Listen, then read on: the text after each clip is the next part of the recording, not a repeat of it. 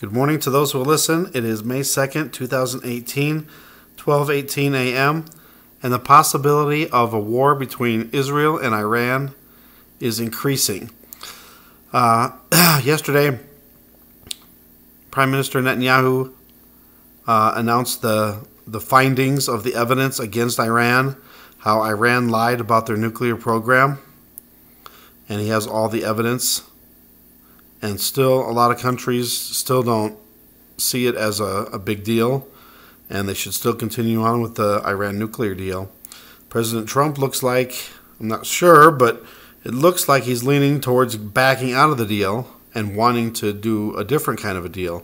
Whether they actually do another deal or they keep the deal that's there is unknown, but I don't know how that's going to work out. But now there's some new developments here, and I will play this for you.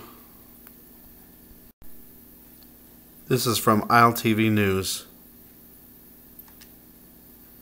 Potentially related news, and mere hours after Netanyahu's bombshell speech on primetime TV, the Knesset has just voted to grant the Prime Minister new emergency powers. Netanyahu will now legally be able to declare war without requiring a cabinet vote in situations that are deemed extreme. ILTV's Brett Allen Smith is here with more. And Brett, obviously the big question here is, how does this new law define what is extreme and what isn't extreme? Right, I mean, that's the thing, really, Natasha. It doesn't really. The wording of the law is pretty vague on how it defines such a scenario. Some people say purposely vague, perhaps. In the past, the sitting prime minister would need approval from the entire cabinet to bring the country into war, but now he can do so in certain cases after consulting only with the defense minister. So obviously this is a pretty major, significant change in what a prime minister can and can't do. Now, this law has been up for debate for quite a while now, but even given what's happening, with many bracing for a war with Iran, it still kind of feels like this law was snuck under the radar in a way and kind of took people by surprise. Sure, I mean, look, it's hard to ignore the timing of this, especially since the Knesset, only just a couple days ago returned from recess to begin the summer session. This bill was actually one of the first things on the summer agenda, and I think it almost goes without saying by now, but, like many Israeli laws, this one is very controversial. While the Knesset voted 62 against 41 to pass the bill, opponents include top former IDF commanders, and you'd think that career Army guys would be all up for this idea, but actually they're kind of totally against it. Like others, they're kind of worried that now Netanyahu can essentially make a big decision of literal life and death with almost zero oversight.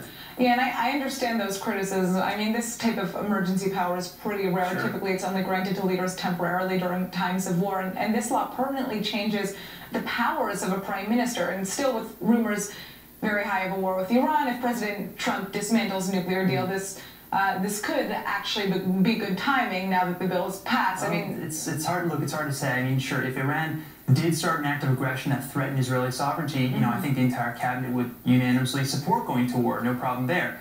But remember, Israel is a country that typically does not begin wars. Now, it certainly has in the past, but not always, which means that if Netanyahu wants to launch a war preemptively, this law would potentially give him the power to do that. Though again, with the interpretation of that, that extreme circumstances kind of gray zone clause, this law could lead us into potentially murky waters.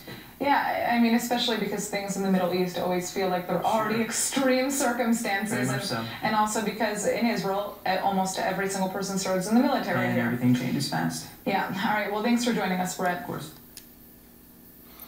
So, another worrisome step that could be used, if Israel, if first off, if Trump backs out of the Iran nuclear deal and they continue with the deal as it is, Israel could see that as a threat to their existence and launch a preemptive strike against Iran. This could be the setup. Not saying it is, but it surely looks like it's headed that way. So we got to really watch and pay attention, especially what Trump decides to do. The deadline is May 12th, but as Trump said in an interview, it could be before the 12th, but no later than the 12th. I don't know. This is really weird timing with everything that's happening. The Iran nuclear deal, May 12th. Israel's independence and opening of the embassy May 14th. I don't know. But just pray for Israel. And I know there's a lot of people that don't support Israel, but Israel is the country that's in Bible prophecy, and the Jews are God's chosen people, whether you believe the Jews that are living there now or whatever. It doesn't matter. That it's the country of Israel, and I believe that this country of Israel is what is talked about in Bible prophecy. We'll see where this heads. Thanks for watching. Thanks for subscribing. God bless.